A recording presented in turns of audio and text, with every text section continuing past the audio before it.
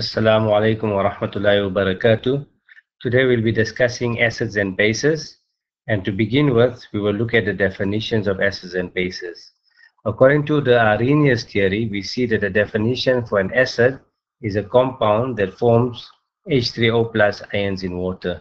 And H3O plus are called the oxonium or hydronium ions. And if you look at a base has been defined by the Arrhenius definition as a substance that forms OH minus ions in water. And OH minus ions are referred to as hydroxide ions. Then going further, we see that there was two scientists, Bronsted and Lowry, that came up with a definition which seems to be a better definition of acids and bases that we use today. And according to this, the Bronsted-Lowry definition, an acid is a proton donor, meaning that an acid donates H plus ions in a reaction. And when we look at the discussion further, when we look at some types of reactions, we will see how acids donate protons, which are H plus ions. And we see that a base is a proton acceptor. A base is a substance that will accept H plus ions when it reacts.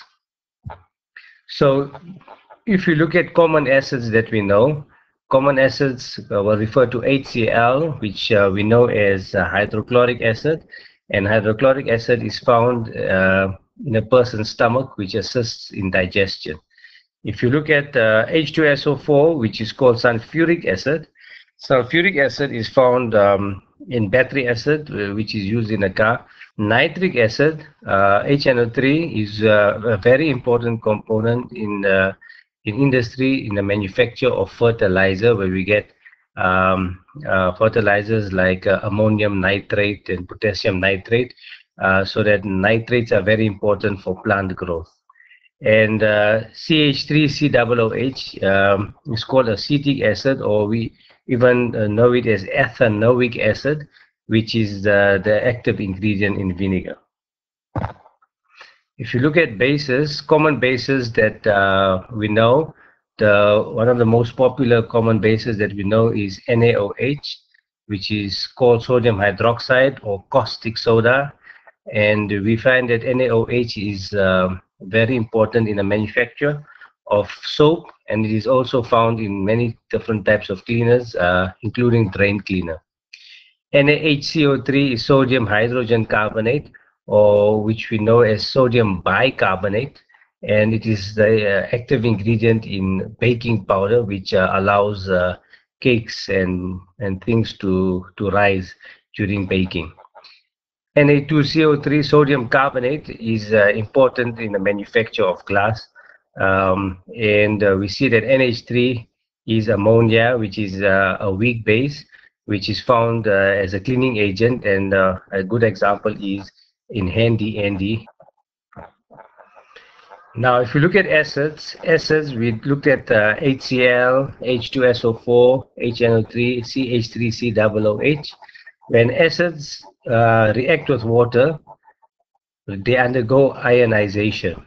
HCl is covalently bonded, and even we look at NH3 is also covalently bonded. Now, when these covalent substances, HCl, for example, reacts with water, we see an ionization reaction taking place where we form H3O plus ions and Cl minus ions. And if you look at NH3, which is a weak base, because it is covalently bonded, when it reacts with water, it forms NH4 plus and OH minus ions. So ionization reactions occur when covalently bonded substances react with water, and we see the reactions as we have here. Now, if we have salts, for example, basic salts like NaOH, which is a basic salt, sodium hydroxide, and it is soluble in water. When you put sodium hydroxide in water, it undergoes dissociation because we see that the NaOH is ionically bonded, and we see that Na plus ions are produced and OH minus ions are produced. So covalently bonded substances undergo ionization reactions like HCl and NH3, whereas ionic bonded substances like sodium hydroxide, potassium hydroxide, etc. undergo dissociation, is the example of sodium hydroxide as we have here. Now, the next point to discuss will be the conjugate acid-base pairs. If you look at HCl, when we react it with ammonia, we see that the reaction that follows is that you get NH4 plus, which is called the ammonium ion, plus the chlorine ion that is formed. Now, as we've discussed in the definition above, we know that the acid is a proton donor. So the HCl must donate H plus ion. And the NH3, which the HCl is reacting with, will accept the H plus ion. So as a result, the HCl will become Cl minus because it donates the H plus ion. And the NH3, which receives the H plus ion, now will not be NH3 anymore. It will become NH4 plus because it received an H plus proton from hydrochloric acid, and it becomes the NH4 plus ammonium ion. We will now demonstrate the reaction between HCl and NH3, showing the H plus ion transferring from the HCl to the NH3. When we have the H and the Cl that are together, and when this HCl reacts with NH3,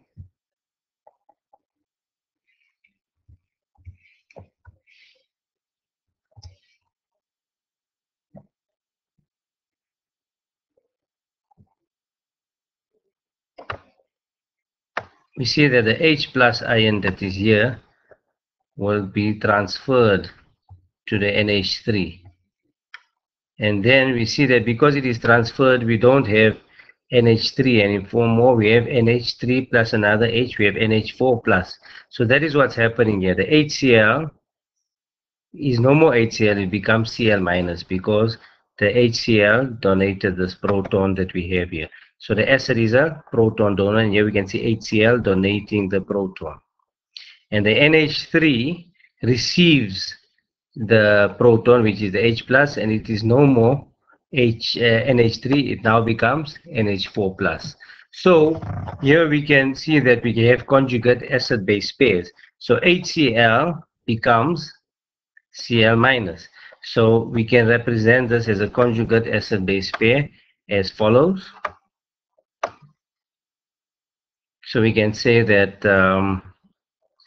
HCl is your acid 1, and the conjugate base will be base 1. So your acid 1 will be HCl, and your base 1 will be NH3, Cl minus. So that we've got our conjugate acid-base pair, HCl and Cl minus. Let's see a spelling error here. We can just fix. And if you look at the other example, the NH3 and the NH4 plus, we see that the NH3 accepted the proton, so this will be your base 2, and the conjugate acid for NH3 will be of the ammonium ion, acid 2. So here we've got the acid 1 and the base 1. HCl becomes Cl minus, as HCl is your acid and Cl minus is your base, the conjugate base, and NH3 is your base and NH4 will be your acid, and that can be your conjugate base that we have here. So that will be our base, conjugate base, that can be there. Conjugate acid base. Take this away. Right, so what we see here is that the HCl becomes Cl minus. So HCl is your acid, and when you donate the H plus proton, it becomes Cl minus. So your acid-base pair will be HCl and Cl minus. So if we look at this here, we can see that the substance with the extra H is your acid. HCl has an extra H, so it is your acid because it donates the H. And the Cl minus is short of H, So it's your conjugate base. And similarly here, if you look at NH3 and NH4, the substance with an extra H plus is your acid. NH4 plus has more H than NH3, so the NH4 plus will be your acid and your conjugate base will be NH3. Now before we go on, I was just thinking that we should look at another example. If you look at this example that we have here, where we have HCl and H2O reacting with H3O plus and Cl minus. In this reaction, we can look at our conjugate acid-base pairs, and if you look at HCl, it is similar to Cl on this side. So HCl will be your acid 1, and the Cl minus will be your base 1. And if you look at this other example, we'll see that H2O and H3O plus look similar, and the H3O plus has extra H, so this will be your acid 2, and H2O will be your base 2. So there we've got our acid base conjugate pairs. Similarly, if you look at the next one, NH3 looks similar to NH4 plus, and we see that the NH3 will be your base 1 because it has less H than NH4 plus, and this will be your acid 1. And similarly, if you look at H2O and OH minus, we'll see that the H2O, that will be the H2O will be your acid 2, and your OH minus will be your base 2. So here what is actually happening, what we see here, that the H2O gives the 1H plus, gives one proton to the NH3. So the H2O becomes OH minus and the NH3 becomes NH4 plus. Continuing now, if we continue, we look at the definition of strong acids and weak acids and the difference between a concentrated acid and a dilute acid. And the same concept will apply to bases as well. A strong acid is an acid that completely dissolves in water. It completely ionizes in water. So a good example would be sulfuric acid, hydrochloric acid, etc. We notice that these acids, when they dissolve in water, they ionize almost, or we can say, we can assume that they ionize 100%.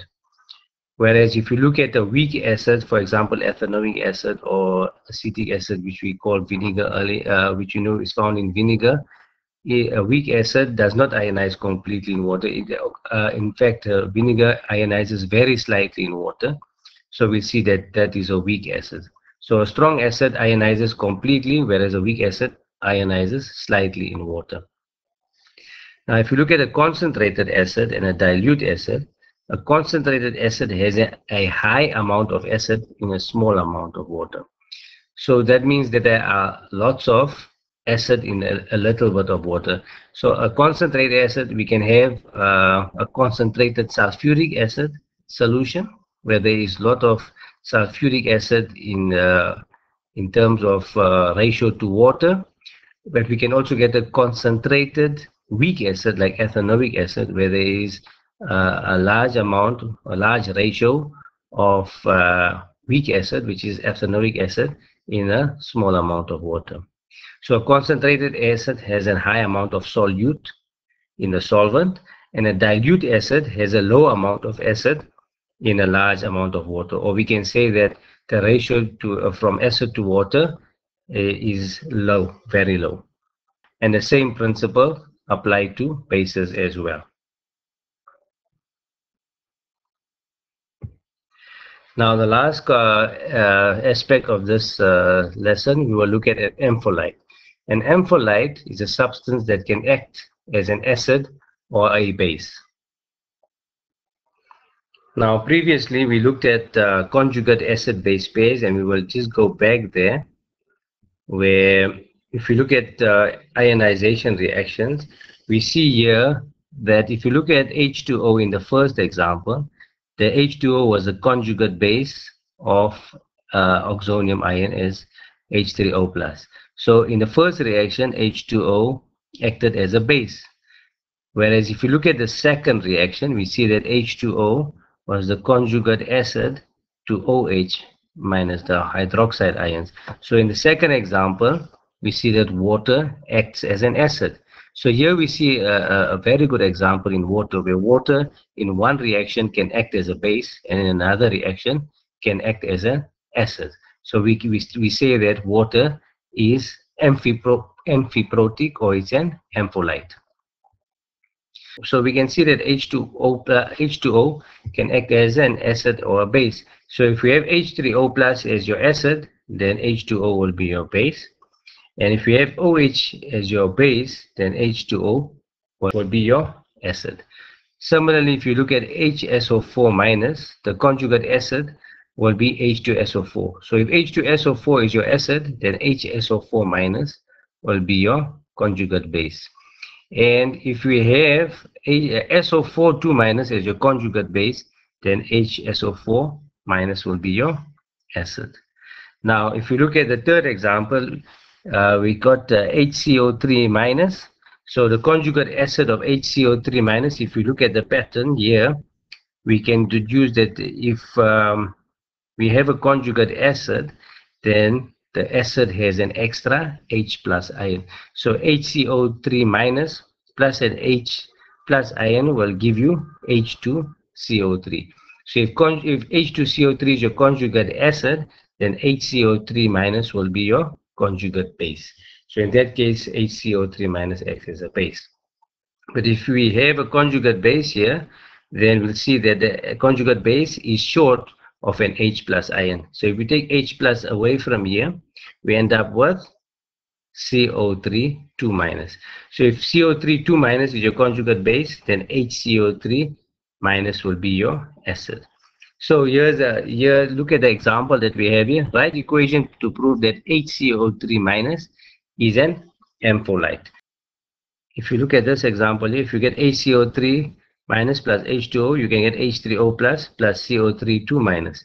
So let's just write this down nicely. So in this case, if you look at HCO3 and CO3 2 minus, the HCO3 donates an H plus, so it's your acid 1. Or if we compare the two, the HCO3 minus and the CO3 2 minus, we see that HCO3 minus has an extra H, so that's your acid 1, and this will be your base 1. And if you look at H2O and H3O plus, then your acid will be acid 2, the oxonium ion or the hydronium ion will be your acid, and your H2O plus will be your base 2. So here in this case, we see that HCO3 minus acts as an acid because it donates the H plus to the H2O to make it H3O plus. And if it acts as a base, what will the reaction be?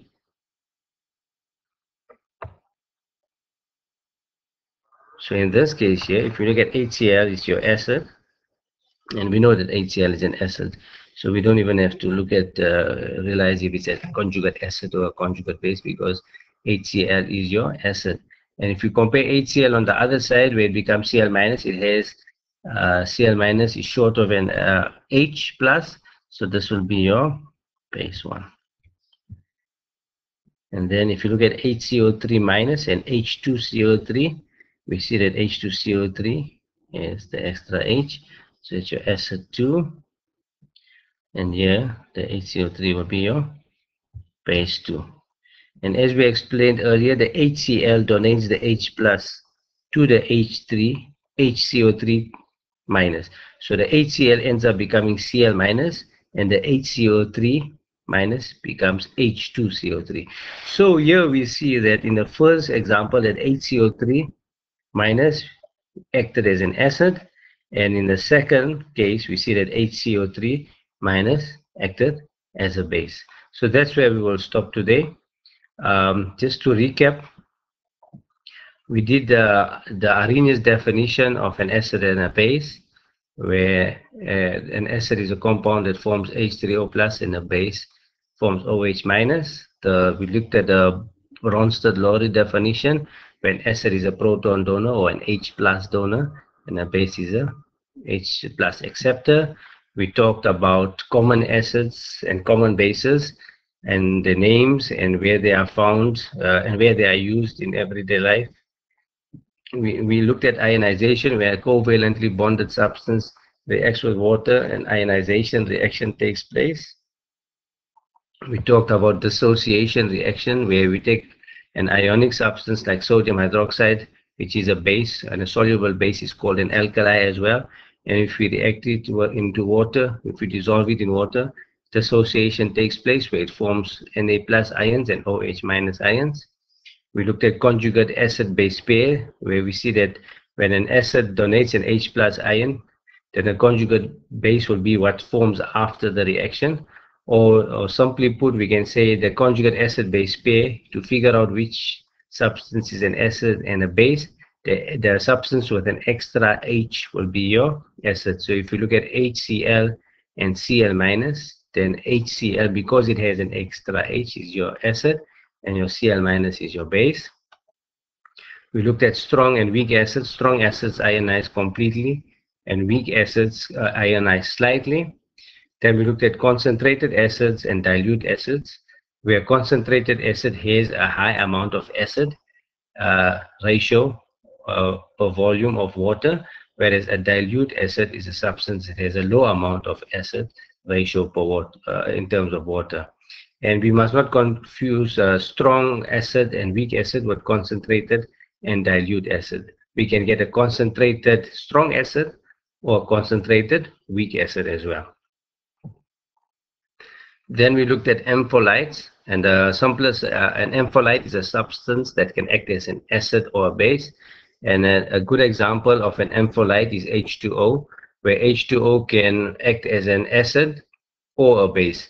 And when it acts as an acid, it forms the conjugate base will be OH minus ions. And when it acts as a base, then the conjugate acid will be your H3O plus ions. And that is a summary of the introduction to acids and bases.